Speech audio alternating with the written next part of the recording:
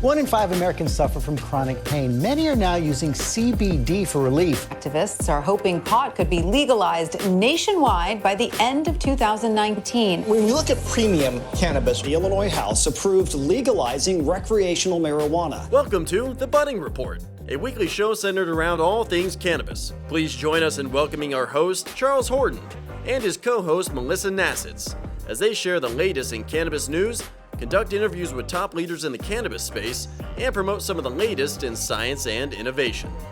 And now to our host, Charles Horton. Good morning, everybody, and welcome to The Budding Report. We're on episode 14 now. I hope you all think we're getting better and better. We sure think we do. My live co-host, Melissa, is not joining us today, but Christian, how are you doing today? I'm good, Charles. How's it out there?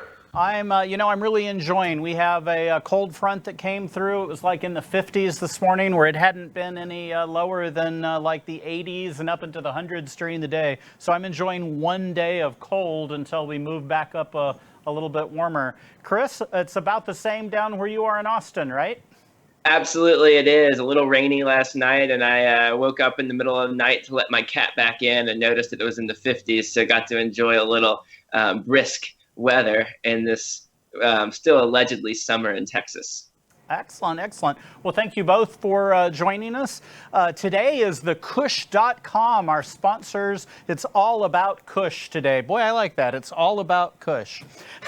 So we're going to be covering two news articles and talking about Kush.com and what they're doing. First of all, to make introductions, we have Chase Nobels and Joe Coates of Kush.com. Chase, tell us about yourself. Sure, yeah. Born and raised in Knoxville, Tennessee. Lived in Colorado for about 5 years. Got my first introduction to cannabis while I was attending the Air Force Academy, and ended up moving out to Seattle. Well, not at the exact same time, but around that same time when I was living out in Colorado. Ended up moving out to Seattle and started this company, Kush.com, and really proud of what we've built over here. So happy to be here. It's exciting to have you here, and boy, I could go on and on about that Air Force Academy introducing you to cannabis. Interesting. And Joe. Hi, yeah, my name's Joe. Work over at Kush.com as a sales development representative. So I get the great pleasure of onboarding a lot of the people who join Kush.com.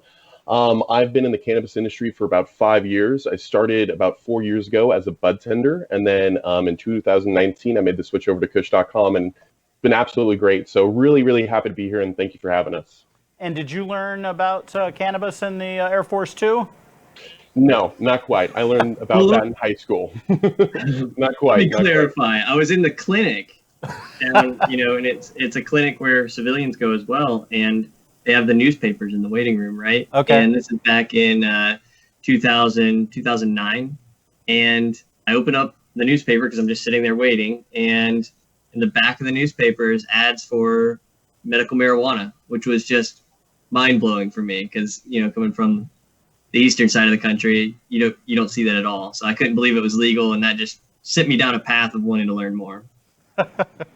That's fantastic. Well, today we're going to be talking about two news articles. First article is a marijuana bill approved that will allow research on dispensary cannabis. That's an interesting one. That's always troubled me, how you can't research, how the scientists can't research, but this bill would allow them to do it. And then the second article will be marijuana possession arrests plummet in Texas after hemp legalization. We've talked kind of on that line a couple of times, and we'll go more into it. Before we get into those two news articles, I'd like to hear more about Kush.com. I got my first experience with them doing a Texas hemp show last year, and they had a massive sized, and I think it was one of their first times doing an expo, but they had a massive number of booths and a massive number of people. It was a lot of fun, and here in Dallas, where I didn't have to go far. So talk to me more about what you guys do at Kush.com.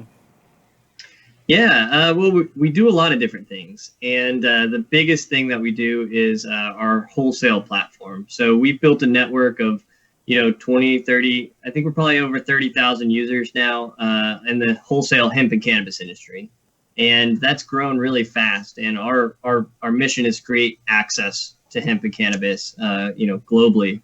And for us, it's about bringing people together. And that's where the trade shows really came in. And so, to be able to throw a show in Dallas, which when I started this company back in 2014, that, hosting a show in Texas seemed like such a foreign concept for us. And so to be able to throw a show in Dallas and then make it the largest hemp show in the country was a surreal experience. But it's all a matter of bringing our network and our community, the people on our platform and the people that, we'd like to be on our platform all together in one place to, help this industry thrive. So what brought up the concept to begin with? Of Kush.com? Yeah.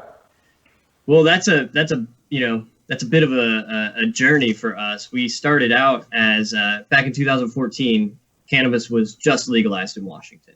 And we decided that starting a tourism business in the cannabis industry was going to help accelerate the learning. Everything that I learned since I picked up that newspaper at the Air Force Academy and saw ads and just did as much research as I could. Our goal was to educate people about what the industry actually was.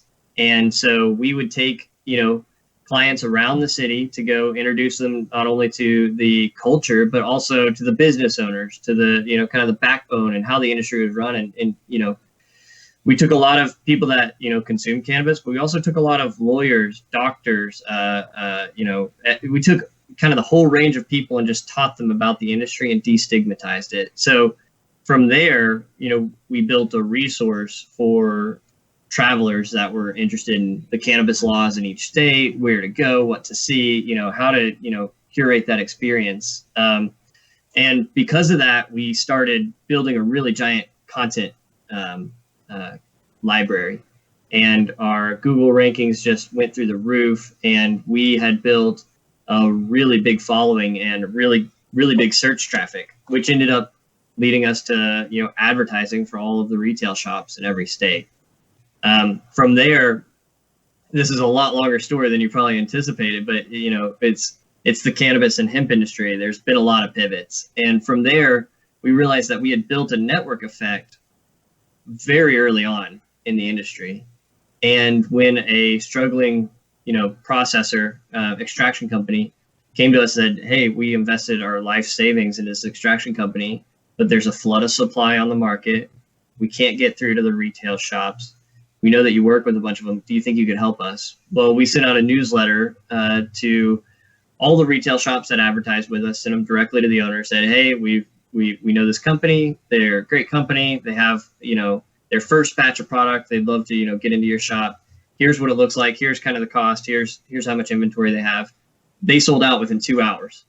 And that was a really impactful thing for us to be able to create liquidity for somebody that needed it, at that time of need. And it felt really good for us to do that. So our CTO, Matt Kleiss, spun up a little marketplace, kind of like a Craigslist style listings, landing page, really.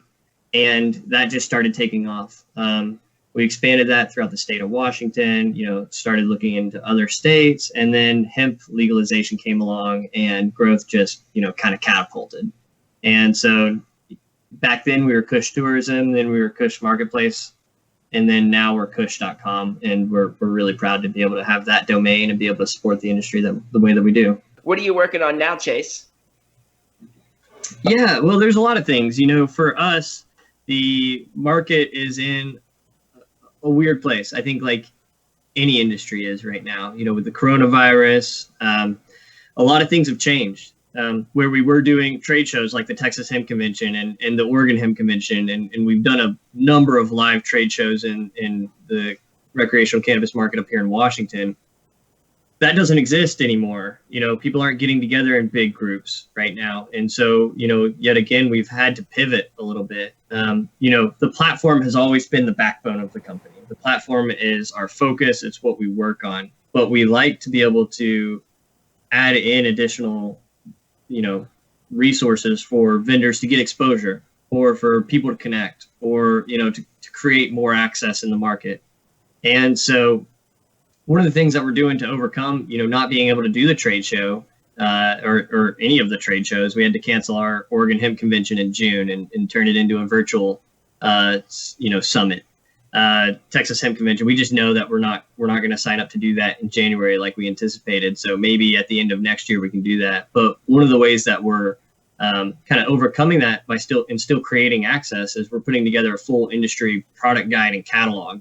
And so this is going to feature, I think we got around 60, 70, maybe 80 brands in there right now. Joe and I have been working on it. And it's going to be a full purchasing guide for independent retailers, for brands, for manufacturers. And it's going to feature all of the great companies that we work with.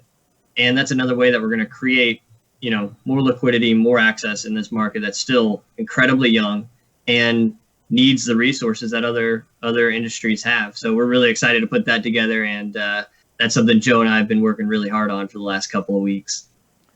I think that the both of those things, but especially the marketplace, is something that we really, really, really need. I'm really excited that you have 30,000 companies already on for that. When I first started looking into the industry to make investments, that's one of the first things that I was looking for. Now, I got the email yesterday that said you were canceling, if I read it right, the 2021 show too. Or have you already made the decision to cancel next year's live shows? 100%. Yeah. And we have no reservations about that. It's not the right time to host a trade show, in our opinion. There's too much risk, and that's not something that we want to expose people to. I think, Seattle's done a really good job of containing this virus the best that it can. And it's our patriotic responsibility to support that. People need sales in this market, and trade shows were a big part of that. For the hemp industry especially. We can't do a trade show right now. And so because of that, we need to create more resources and increase liquidity in other ways, which is why we pivoted into the product guide. We could have gone into a hole with the trade shows and just completely pulled back, but that wouldn't be, aligned with our mission of creating access. So we decided to pivot into, a printed resource for the time being so that we can, drive sales across the country and reach people that, we might not have ever been able to contact by doing a trade show. So we're pretty excited about this, shift until we can have trade shows open up again. Hey, those who adapt and overcome are the businesses that win, and it really feels like you guys are doing that. Well, we're going to go off to a commercial break, and we will be right back with our news of the day. Be right back. Hello. Here on my lunch run in the middle of the heat where I get my break really quick after training clients and leading some classes. I am taking my Simply Satisfy. It is 3 sprays, organic hemp. Next one is my Simply Start. You can take it twice a day or once a day. I already took one morning dose. I'm now taking my afternoon dose. One little yummy organic hemp. Try to check them out. Simply Generous. Helicopter. All right, time to go train. Run down the hill. Bye-bye. Welcome back to the Budding Report. And today we're going to talk about the Medical Marijuana Research Act, which is being considered by Congress, which would really streamline the ability of companies to research marijuana for medical purposes. And it's going to do that in 2 ways. It's going to make the approval process much more streamlined so that people don't have to get on that bureaucratic red tape. And the other thing that's really important, it's going to make it so that it's much easier for the government to do research with cannabis from anywhere, not just from this laboratory in Ole Miss that is more like hemp than cannabis. That'll allow them to get the cannabis from states where it's legally being grown. And this is just a fantastic development if it can pass, because one of the main reasons that Congress gives for the detractors for the reasons not to legalize cannabis, they say there's not enough research on it. There's not enough research to show its medicinal properties, its medicinal value. And I think that really allowing the federal government to do that type of research in a way that's looking at the type of cannabis that's actually on the market and allowing more people to do that will just expand the knowledge base and make it so that that cannabis can become a real integral part of our medical and pharmaceutical industry. Chase, Joe, what do y'all think on that? That's awesome. I'd love to see some more research go into a lot of the minor cannabinoids that are out there, because we've only unlocked just a small portion of the potential that's there with cannabinoids like CBG, CBC, we hardly know anything about. So I think that's absolutely huge for the advancement in the industry, and I'm glad it's happening. There's enough bureaucratic red tape that people have to deal with. So I think that's absolutely awesome. And Isn't it amazing that we want more and more research on something, yet we make it illegal to possess it or touch it, and the researchers can't do anything? It's a total catch-22, and I'm kind of curious before, like, what research was going on, really? You know, well, I mean, who was doing that research? Was it the federal government, or, you know, I'm kind of curious if you know anything about that. I don't. Dr. Shaw, I know you're big into using CBD. What did you have to do to get where you were comfortable as a physician to get people using CBD? Well, I mean, to first kind of address Joe's question, research had been going on. I think there were a handful of universities that actually had approved growing operations, specifically approved by the DEA and whatever other kind of authority was necessary, that they could grow cannabis for the purpose of research, and because it was still under, I guess still is, under the Schedule I classification. There was a really interesting graph from one of my presentations I got, I think from some search on PubMed, but the interesting part is it shows that there's an explosion in CBD-based research only recently, and before then the vast majority was on cannabis or THC-based research, but even that was limited. And so as soon as you started to have the Farm Bill passage, you had a spike, and now I think you're going to see a real explosion in research.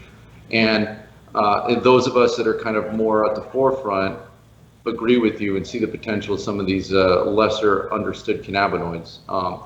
And so you have the argument, well, let's use this synergistic entourage effect, which I think has a lot of validity to it, but then you can also look at it from a research perspective. How do you really evaluate that? And if you need to do it rigorously, you have to actually uncouple that and say, first we're going to study CBD and see what things it does in a rigorous manner. Then we might do CBG, CBN, etc.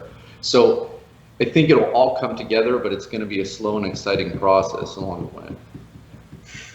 I've been using a CBG product now for about 6 months, and it solved some digestive issues that I had. I won't gross you out by going into them, but it's been extraordinarily helpful for me. We also started testing ourselves a CBN product to help as a sleep aid, and the product for about 6 of us worked really well and helped people sleep, and for the others of us, which included me, I was wide awake, unable to sleep. So it's interesting how some of the cannabinoids can affect people one way and some can affect it another.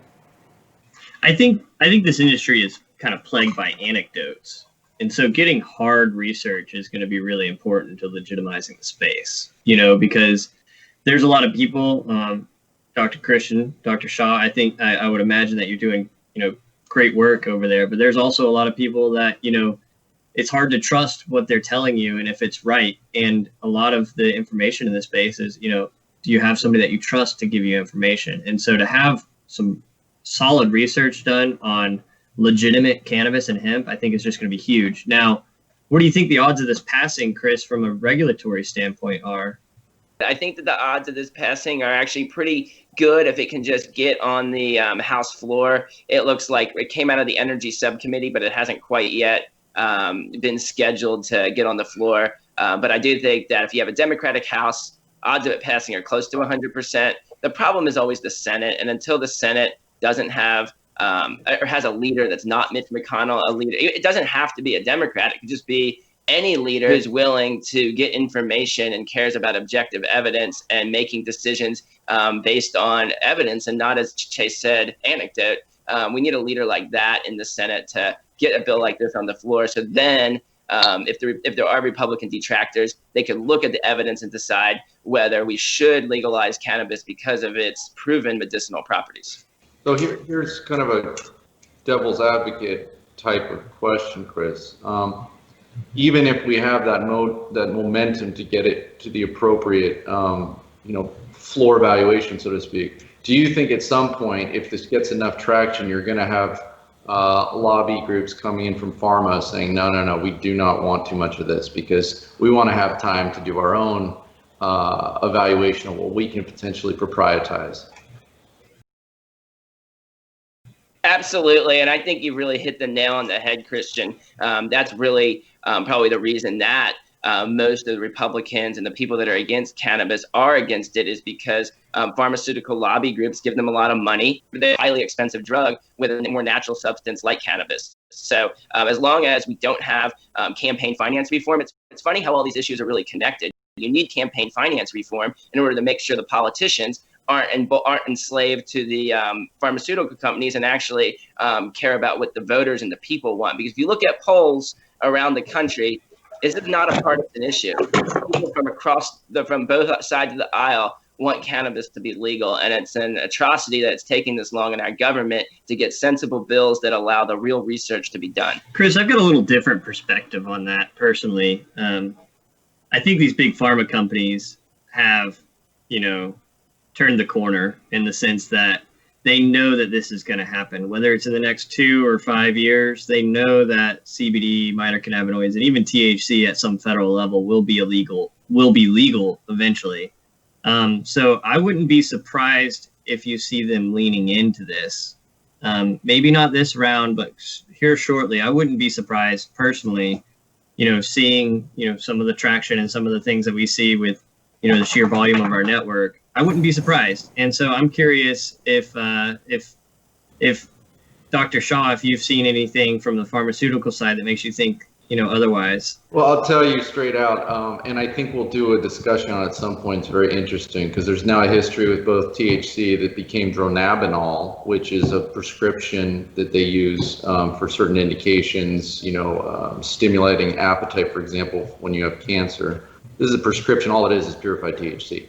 Then you have Epidiolex, which is CBD isolate, essentially just purified CBD to treat certain seizure disorders. What you're going to see is a trend that they want to run studies. They'll push it through as quickly as possible so they get this protection when someone could easily just make a similar CBD isolate that was the same or maybe even stronger. I'm not going to suggest anyone on the show is doing that. Then a pharmaceutical product that can be sold at a much more approachable cost. Instead of $36,000 a year for Epidiolex, you might be paying something like $2,000 or $3,000 or less, right? And so what I think will happen is, what my prediction is you're going to see some kind of a compromise. And so they'll say like, oh, okay, you can, everyone in kind of the non-pharmaceutical arena can sell their CBD products in the future, whatever other cannabinoids, what have you, but you can only sell it to this dosage. After this threshold, now it is a pharmaceutical product and you can't sell it. That's what I think will probably be the compromise so that they can get in on it. From a financial standpoint, do you think there's more money to be made in the over-the-counter and consumer packaged goods versus the pharmaceutical, or other way around? Well, absolutely, because what tends to happen is, I've trained in multiple countries with respect to medicine, and I've seen systems. And what tends to happen here is we base systems and decisions on what is the newest rather than what, if an old drug works and it's cheap, why don't we keep it? But that's not good for pharmaceutical companies who have to thrive on new developments and have that protection to generate a significant profit on such development. What makes it more, I think, nefarious in a way is that then they push these studies to agencies, say, look, hey, we did our FDA trial, it's indicated for depression, it's indicated for whatever your condition is. Now we want to get Medicaid, now we want to get Medicare to cover it. And so now Medicaid will cover Epidiolex and pay $36,000 for a kid that is authorized to receive this medication. So that's how they end up making so much money on these types of products, that someone could be guaranteed a really good quality product and purchase it much less. Everyone wins. I've been watching. Israel seems to be at the forefront of research, and they've made different compounds that solve a lot of problems. Dr. Shaw, have you followed what Israel's doing? Probably not as closely as you are, but we know that the godfather of THC and CBD was out there. I forget how to pronounce his name, but he was really credited, I believe, with discovering the first endogenous endocannabinoid, amantadine, I believe it is, that he named. So he and his tradition has really been pushing forward, and so I think you'll see a lot of stuff coming out of Israel because they have a much more open mind to permitting the research, and they already have quite a head start. Every time I can, I'm just really listening into what the scientists in Israel are saying, because there's so much potential. You know, we're really at the dawn of a new era. Up until the 30s, I believe that it was. 70% of prescriptions were for cannabis-related products, and then nothing. And I think we're going to go back to where cannabis is much better at curing most things than the pharmaceuticals are. I'm certainly hopeful. Well, we're going to change subjects in just a moment, and we're going to go on to the second news article, but we're going to go off for a quick news break. Great dialogue. Let's keep it up. See you right back after this break. Hello, coming to you from the outdoors where I do my heat training, and I did my repeats on the hills. It's actually pretty empty, but it's kind of close to 90 degrees. So that's when I squeeze in whatever I can, but I'm actually here to share what Simply Satisfy is. So this organic hemp oil, this is the serum Simply Start, and you can take it twice a day or once. I already took both of them in this morning, so now it's lunchtime. Real quick and easy, yummy, delicious, 30 calories. The other one is Simply Satisfy. So it's a spray, and also 3 sprays. You could do it once a day or twice a day. Again, I did it this morning. I'm doing it now at lunch. It helps you take care of your health and wellness. So learn more about them. Remember, 3 simple changes on how you can incorporate into your life. You can learn more at the link below.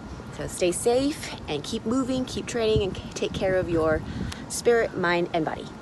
Welcome back to the Budding Report, and we're going to start this segment by talking about some really good news in Texas, where a recent study has shown that from 2018 to 2019, marijuana or cannabis arrests, it's called marijuana in Texas under their law is why I'm saying marijuana, but marijuana arrests are down by 30%, which is fantastic news for the public. And as an attorney, I've also can attest that the number of cases I've had, at least for misdemeanor marijuana, have gone down to 0 here in Austin, where I primarily practice in the Central Texas area. And a lot of this has to do with the change, and actually it all has to do with the change in the law in Texas, from CBD becoming decriminalized, partly legal, and then in the mid-2019, a real policy change that allowed CBD purveyors to pretty much be completely legal is that anything under 0.3% THC cannabis is considered legal in Texas. So that allowed for any gray area to be resolved there.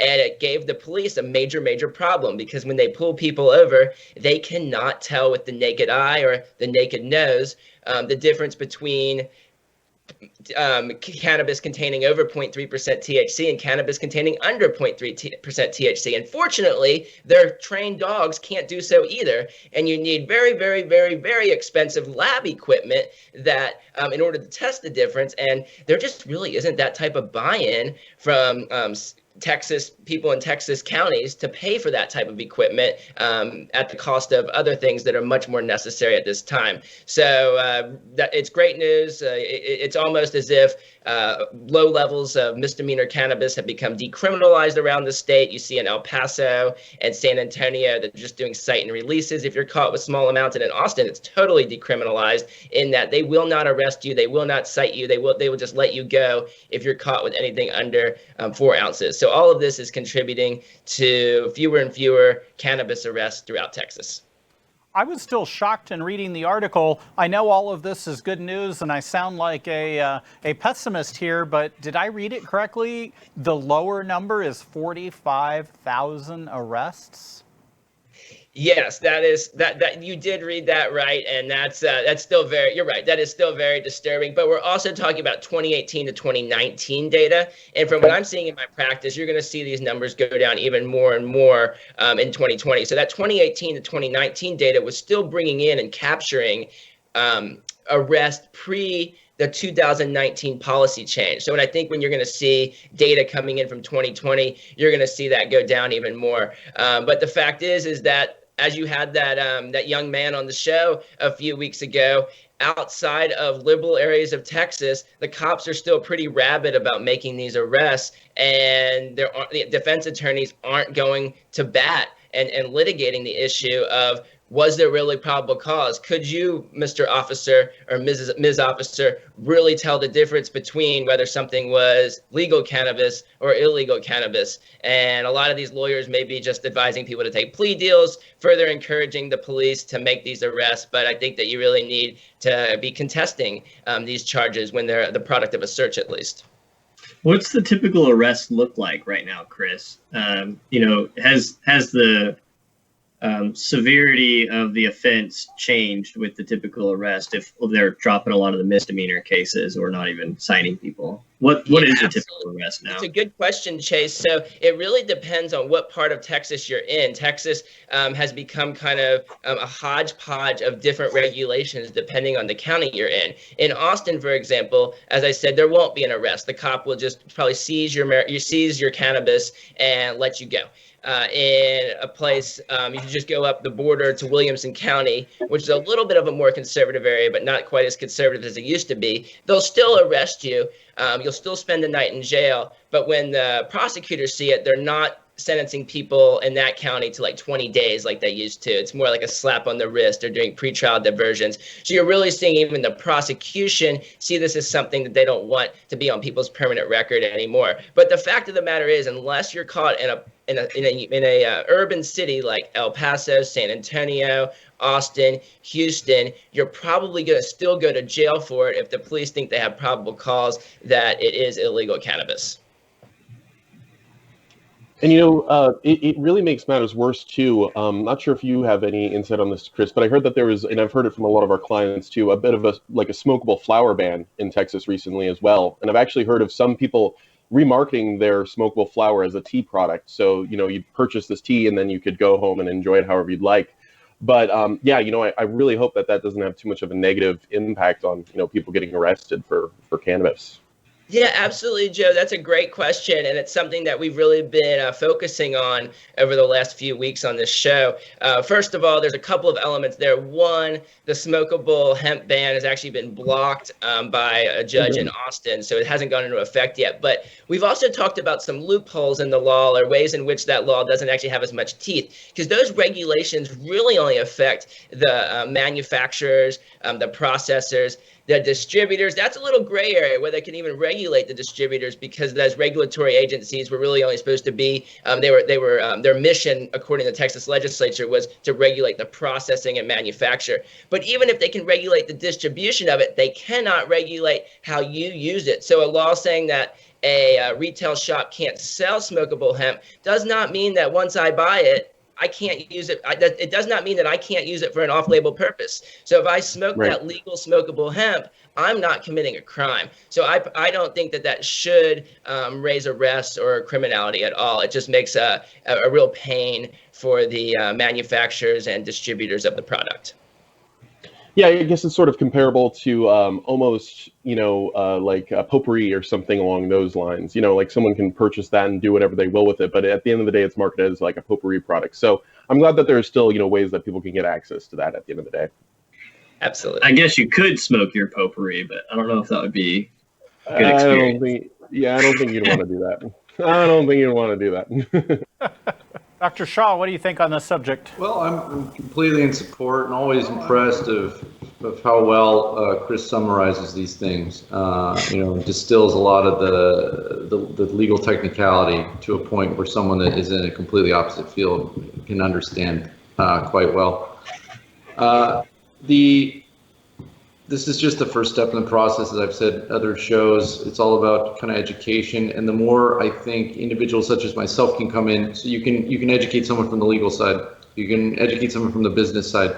And the more individuals come in from kind of conventional medicine and not just these alternative healers, which certainly offer a huge impact, but quite honestly, they're not going to be given the same credibility when you have the traditional medical doctors coming in. It's going to add that much more of a legitimate presence that'll help further kind of destigmatize.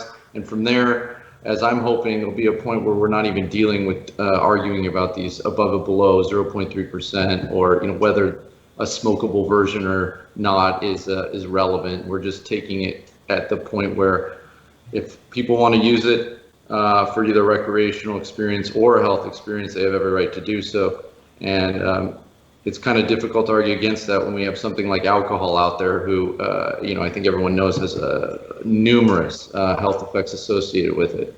And it just got to the point where people wanted alcohol, and they determined that they were just going to deal with it and regulate it and make a lot of tax revenue off it. So hopefully we'll go the same way. The war on drugs has been going on for 50 years, right? And so much has changed in the last 5. And so our perspective as a company is it just takes time. And Texas is headed in the right direction. And, we think federal legalization of THC and, hemp, obviously, but of THC is coming at some point. But states are going to continue to, check the boxes. And, I don't think Texas is as far away as most people think it is in regards to legalization of THC, just because, this is a bipartisan initiative. It's happening everywhere. It's happening in places you would not expect. Hemp is almost a stepping stone to full legalization of cannabis. We've seen it happen in a number of places. It used to start where you'd legalize medical cannabis, and then eventually you get rec.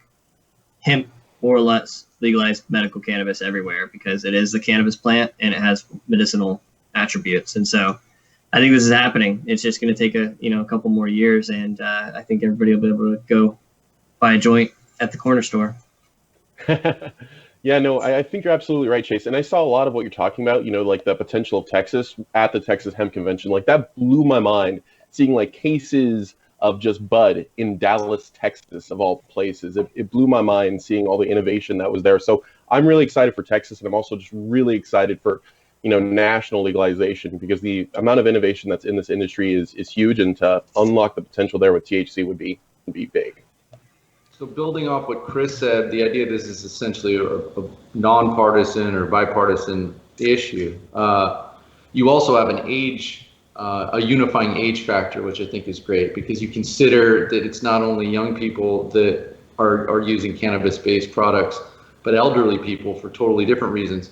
And it's a slower grow, but they're becoming more interested, being told by maybe their children or their grandchildren about its medicinal benefits. And they're like, hey, maybe I don't need to be on 10 different medications and 4 of them pretty addictive types of substances to help me sleep or to control my pain. Now I can use these other cannabis-based therapies to either kind of complement, so I can peel back some of my drugs, or even replace entirely. So I think that's going to be another strong movement, that you really have a unifier across the whole age spectrum. Going back to the article before, wouldn't a little bit more research be really beneficial? Let's really understand the safety. Let's really understand the efficacy. Let's really understand, how this plant interacts with individuals. And I think that's going to make people feel a lot better. But, there's also going to be things that we should be aware of that we might not be aware of. And so I think both the articles and both the news, segments really tie into each other here. And it has to do with education. It has to do with the resources. It has to do with the research that's happening out there. And well, this is something. Sorry, go ahead. Sorry, I just wanted to add one more thing. So this is something, I try to maintain objectivity. And so I can be a proponent of all the medicinal aspects of the cannabis plant, and so many more to come that have yet to be discovered. But I can honestly say with a straight face, as a medical doctor, that the human brain doesn't continue until its full development until around 25. So I would not be in support, for example, of permitting, someone under ideally the age of 25, unless there was a medical indication for it, or 21, to have ready, easy access to him, just because there have been studies that have demonstrated that there is a potential cognitive impairment that's long lasting for people that have, like, they're heavy pot smokers, for example. They do a teenager and they measure them through, and they have lower IQ points than someone else would. And I think part of that is the human brain is just not fully developed. So we do have to be responsible and not go overboard, and I think that's the best path to take moving forward. And I think on the policy level, Dr. Shaw, that's what increases the chances of something passing, is when people talk about a subject like that they're willing to have some type of regulation for the safety of people based on their research. And it's not just an all or nothing thing where it's just, let's go crazy, everybody smoke cannabis. I mean, I think when the more people see that this is a studied and learned and a science, that the more they're likely to jump on board with legalization if they weren't already. Well, Chris, that, in the recreational market, we had the big pesticides issue in Washington, where we weren't testing, and now a lot more people are testing, and then there were random samples pulled. But if you can make this plant safer for consumption, through regulation, it makes it a no-brainer, because if you have to go buy cannabis, from some person that you don't really know, and from some farm or from some grower or some somebody making edibles in their kitchen, you don't really know what's in that. But to have regulation around all these products, based on science, is I think it just makes the whole industry better, and it gives us a better face, and it gives us a better leg to stand on, a better platform to really push for destigmatization. Because if people are smoking cannabis that's bad for them because it has who knows what in it, on the pesticides level or the heavy metals level or any of those other things, that's going to make it worse. So regulation is obviously the key here. And it's really nice to see Texas taking big steps to, decriminalize, because I think it's a slow moving, ship, and it'll happen eventually. But, you can't turn a ship, on a dime. It takes a couple of years to get it to kind of round that corner. So. Well, lively discussion. Chris, I want to leave the viewers with this from you. One thing you've said that really stands out to me, at least in Texas, it depends on what jurisdiction you're pulled over in. In one jurisdiction, you could be let go with nothing, not even a bad boy. In another jurisdiction, it could be a very different story. Across the United States, some states are legal, some states are not. But if you're pulled over, or the police are called because of a smell complaint in your apartment, what should somebody do, Chris, to allow you to do your job best?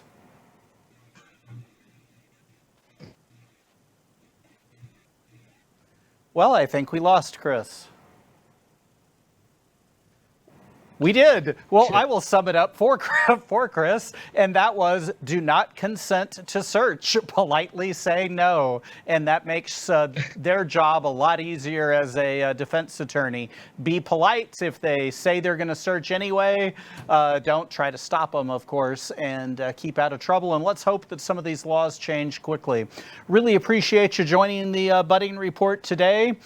Chase, Joe, thank you for joining us, and thanks for sponsoring us. And we will see you back next week on the Budding Report.